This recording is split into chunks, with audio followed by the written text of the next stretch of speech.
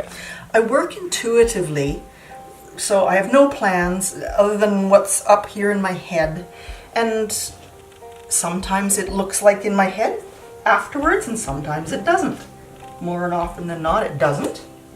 So I'm working on a piece for a call for entry here in town about winter on the prairies. I think it's called something like that. So I'm making frost is what I have in mind. So I've sewn a bunch of fabric together that has a frosty look, and then I will put them all together. These are my building blocks.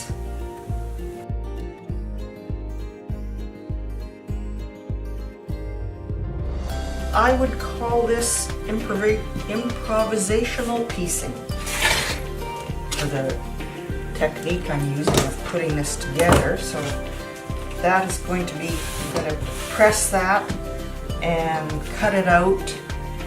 I've got some pressed and cut out here that are going to, in my head anyway, they're going to look like frost on a window. And I don't worry about, I'll worry about fitting all these pieces together afterwards, because I got lots of scraps to fit them together with. That's another thing that I like about this type of work, is that there's no mistakes as far as I'm concerned. You just make it.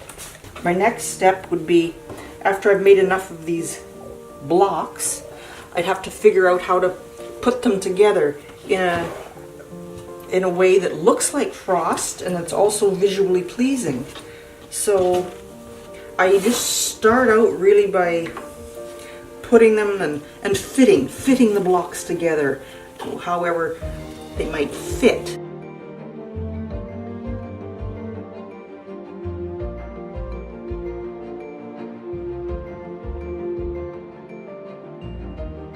When I find a layout that I'm pleased with, I would start sewing these groups together.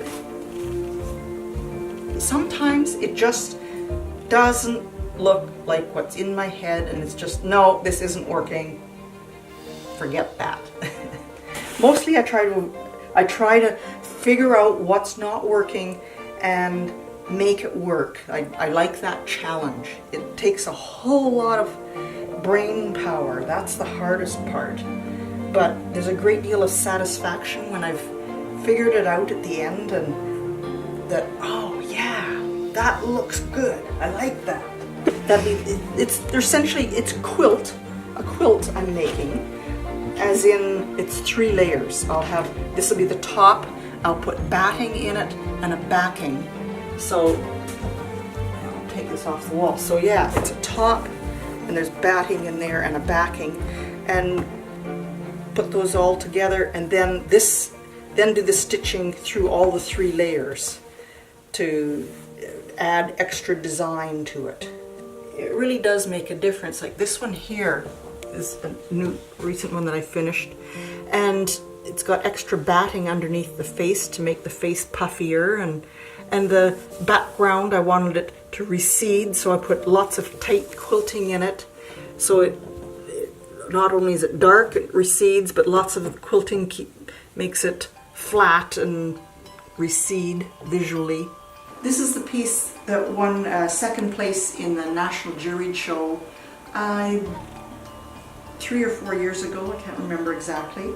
And that was the first time I've ever won an award for my work, and so it was fun. It's just an honor to see your work hung there among other fiber artists that you admire, and to feel that you're in the same club with them is a very special feeling. My goal is to see where it leads. I had no idea I had the ability to make art in me, so it's been a thrill to have pieces juried into exhibitions and have it tour the world. that's a thrill. So I want to keep doing that and see where my artwork can go.